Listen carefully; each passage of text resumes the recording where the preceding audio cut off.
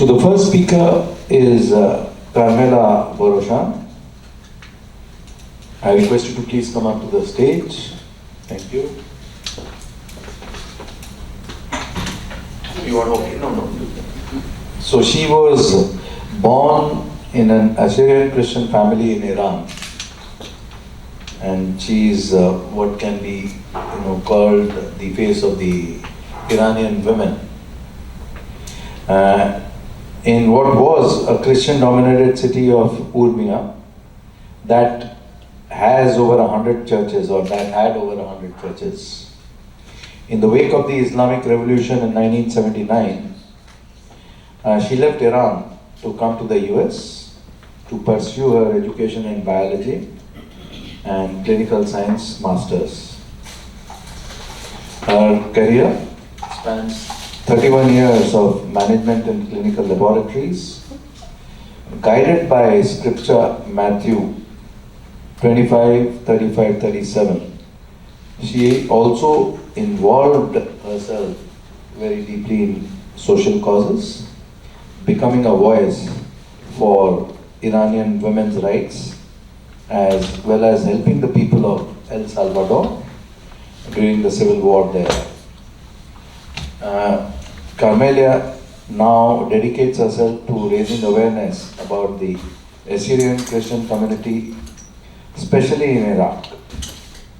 She was a volunteer at the Assyrian Aid Society of America for 9 years, as an Advocacy Director and Board member, and is now a volunteer at the Susek Evangelistic Association Assyrian Project. Over to you, Karmella. Thank you so much, Ambassador. Thank you, International Human Rights Commission of Human Rights and Religious Freedom, and Dr. Adi Tianji. I hope I didn't cut it off too bad. I'm going to go through the Assyrian history in order to put things in perspective so you can understand what is going on with this nation. This is the map, the region where they resided. So Assyrians are ethnic group indigenous to the Middle East. Most Assyrians speak Semitic, Neo-Aramaic language across many different dialects. They have continuously inhabited in Mesopotamia region for thousands of years. Mesopotamia region covers Iraq, western part of Iran, southern part of Turkey, and eastern Syria. It once was called Cradle of Civilization, or it still is. Mesopotamia was a fertile crescent. Civilizations flourished, and governments and settlements started developing. The region was also known as Sumer at the time. The Assyrians who spoke Akkadian are descended from Akkadians and Sumerians. They developed their own civilization in the city of Ashur. City of Ashur was in the northern Iraq, which I visited it a few months ago. And these are the remnants of it. You can see American soldiers there that was destroyed to a large part of it by ISIS not too long ago, well, about 10 years ago. They're rebuilding it now. Mesopotamian empires. The Assyrian kings list records dating from 25th century onward, and Akkadian Empire, which originated from Sumerians, ended up becoming Babylonians and then Assyrians. Started by King Sargon, the 24th century BC.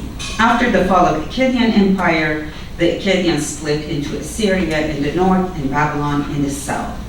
So by 2333 BC, Sargon the Great dominated Mesopotamia by his ferocious army and captured southern Turkey, Iraq, part of Iran, which you can see on the map, the highlighted region was under his empire. This is depicted from the remnants of the city, and they assumed that this is what might have looked like. And then this is his ferocious army, and you can see the carvings on the walls that you can find all of these in the museums across the world. Their accomplishment was earliest writing recorded, establishment of kings and governments, invention of chariots, plow, empires, goddesses, religion, irrigation systems were created. The Babylonians started by Hammurabi taking over the Akkadian Empire. He extended his kingdom from Persian Gulf to Syria, and he created many laws, many tablets, but his famous tablet is still 282 legal verdict, which still is influencing the modern day legal system. Babylonians became known as a political, religious, and cultural center. And this is in Museum of Lore, which is still 282 legal verdict. By the end of 885 BC, the kingdom territory expanded from Iraq, western Iran, Turkey, Syria, Lebanon, all the way to Mediterranean Sea. By 704 BC, King Sennacherib besieged Babylon. And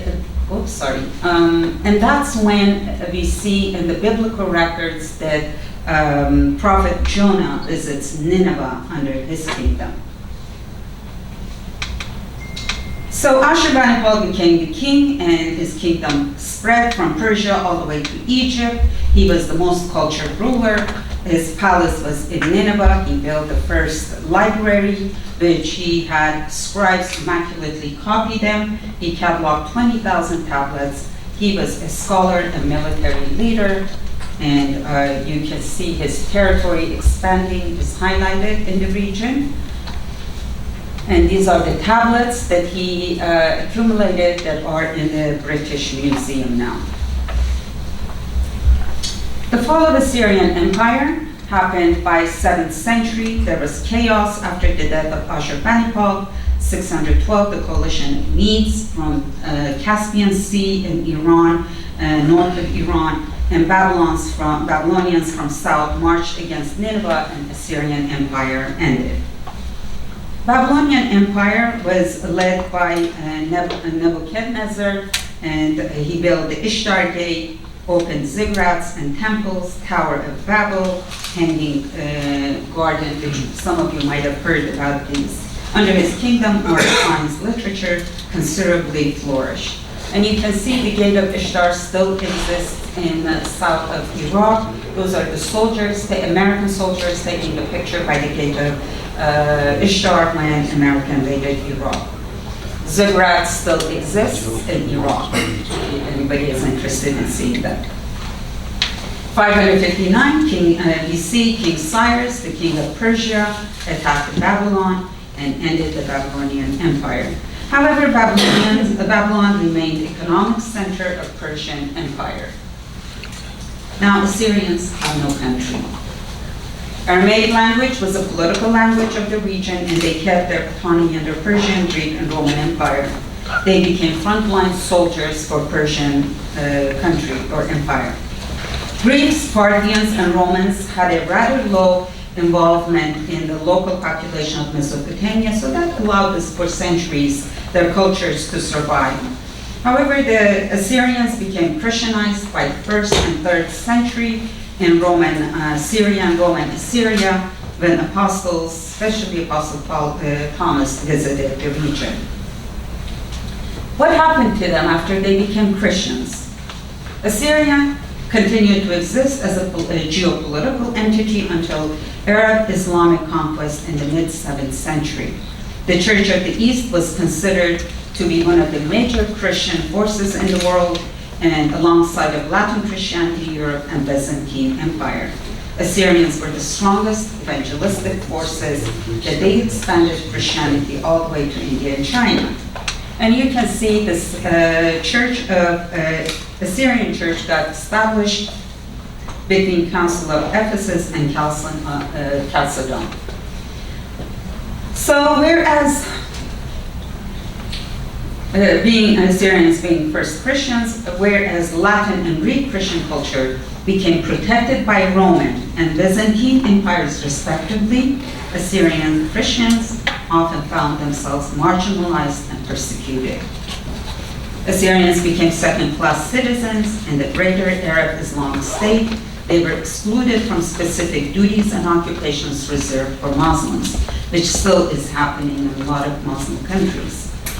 Their words was not equal to that of a Muslim in legal and civil matters, which does happen in Iran and some other countries. They were banned from spreading their religion or building new churches in Muslim-ruled lands. From 7th century AD onward, Mesopotamia saw a steady influx of Arabs, with Turkic people arriving as early as 11th century, and later slow movement of Kurds and other Iranians in people in the 13th century. Assyrian culture, identity, language, customs were steadily marginalized in their own homeland. They became minorities. Conversion to Islam occurred as a result of heavy taxation and violence. So 14th century massacres by Timur Lane happened, which devastated or eradicated many Assyrians in different regions of that area. Ottomans secured and controlled Mesopotamia and Syria by the 17th century, and non-Muslims were organized into millets, which in Turkey means population or nations, which they divided them to Syriac, Christian, Syriac, Orthodox, Nestorians, Chaldean, Assyrians, which to this day they're struggling with that because some people are considering themselves different nation, even though they are denominations.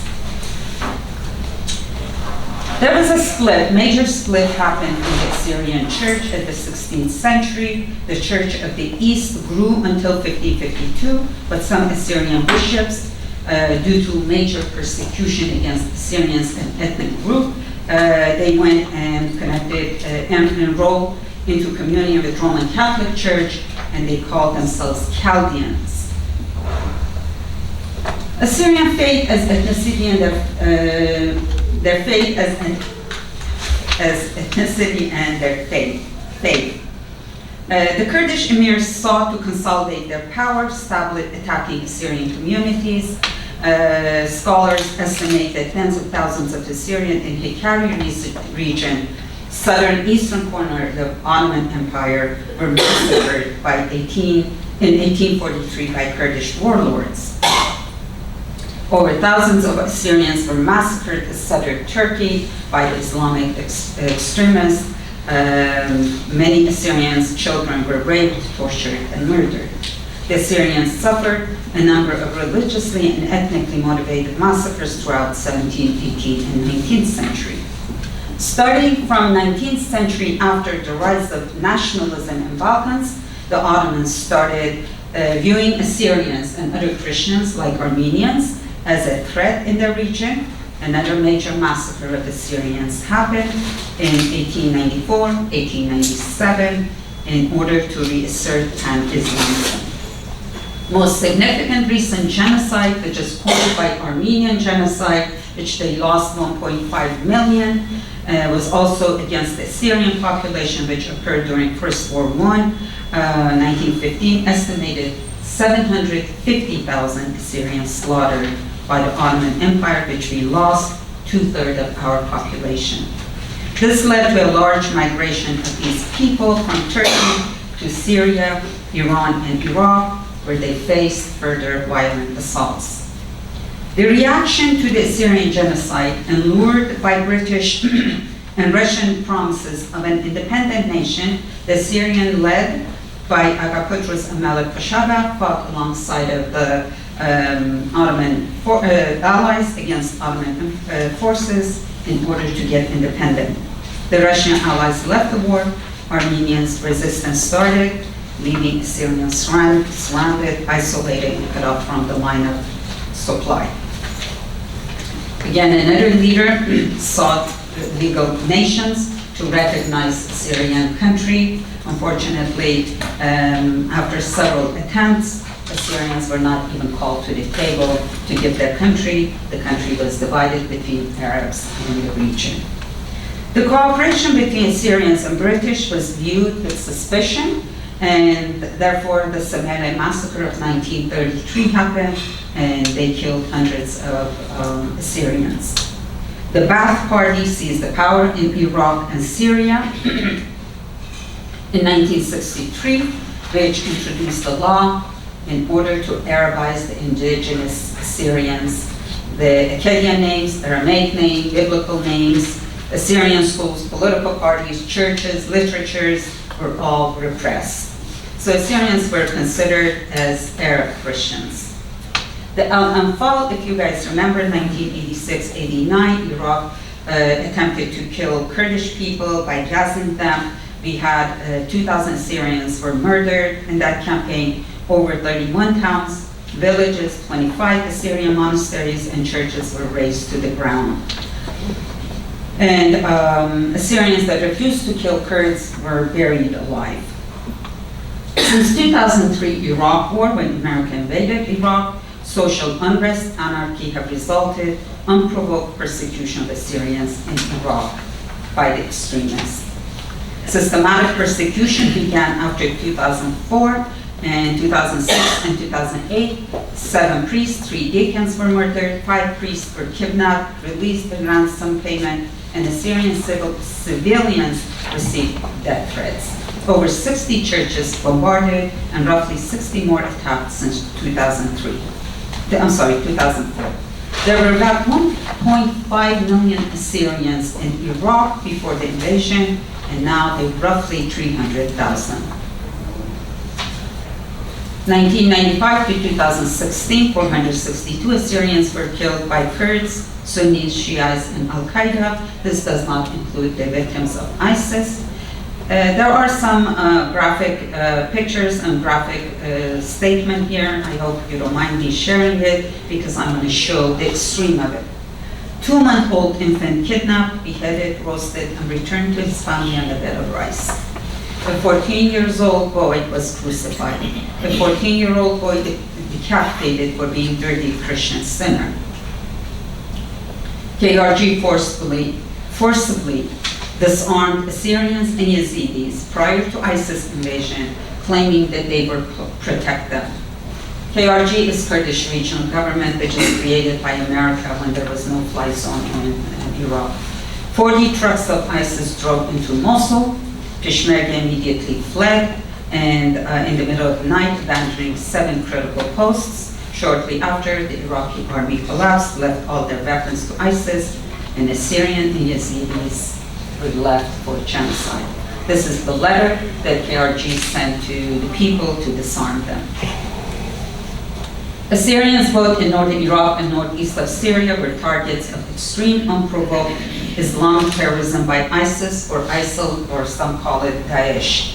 In 2014, Islamic terrorists attacked Assyrian towns and villages in the Assyrian homeland of northern Iraq, together with cities such as Mosul and Kirkuk, which had large Assyrian population, and I went and saw the destruction a few months ago. The atrocities were crucifixion, beheading, rape, sex slavery, child murder, forced conversion, robbery, extortion, basically ethnic and religious cleansing. Continuous campaign of genocide. The Assyrian population dwindled down to from several million to 100,000, and it is still going on. Probably not to this extent, but the ethnic cleansing is happening. The KRG campaign of land annexation intensified during ISIS genocide.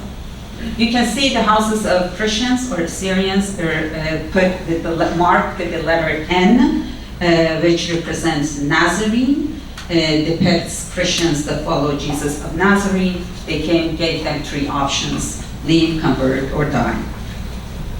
This is a beautiful church that I saw a few months ago. It was bombed, and there were many of these that were bombed and destroyed. And some of these churches go back to 1,800, and some of them a little bit more than that. As you can see, a crucifixion of children, young boy, and young man. Oops. Put it up. Okay. How do I go back to this slide? Oh. Sorry about that.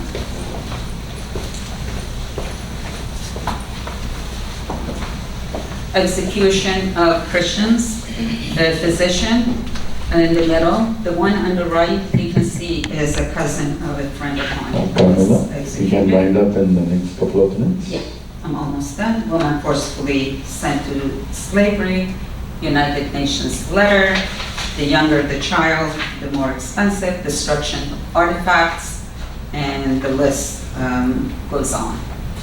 The church that was destroyed during Easter, What are the current struggles?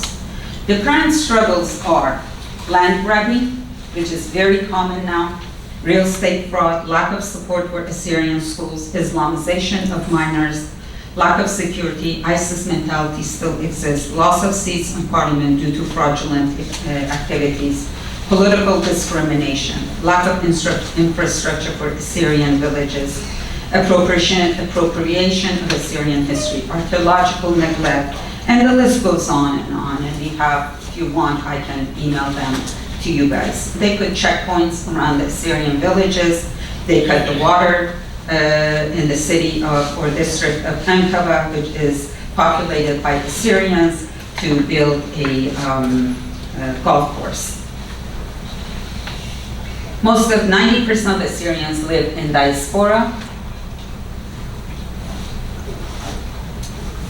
Unfortunately, and due to all these events that I mentioned, they're fairly resilient. Donations from diaspora goes to Assyrian Aid Society of Iraq.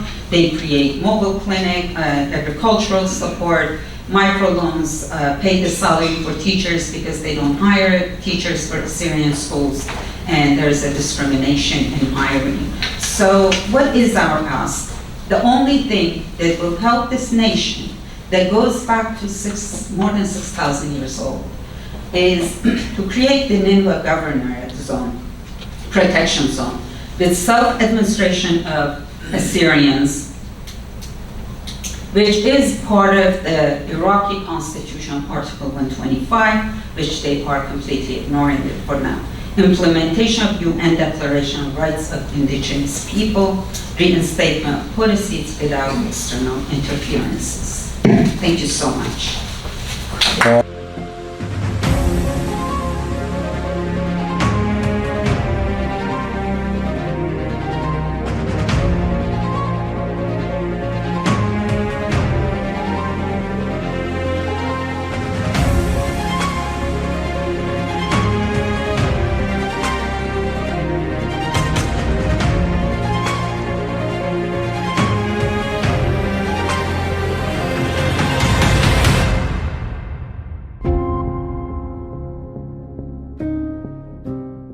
Big round of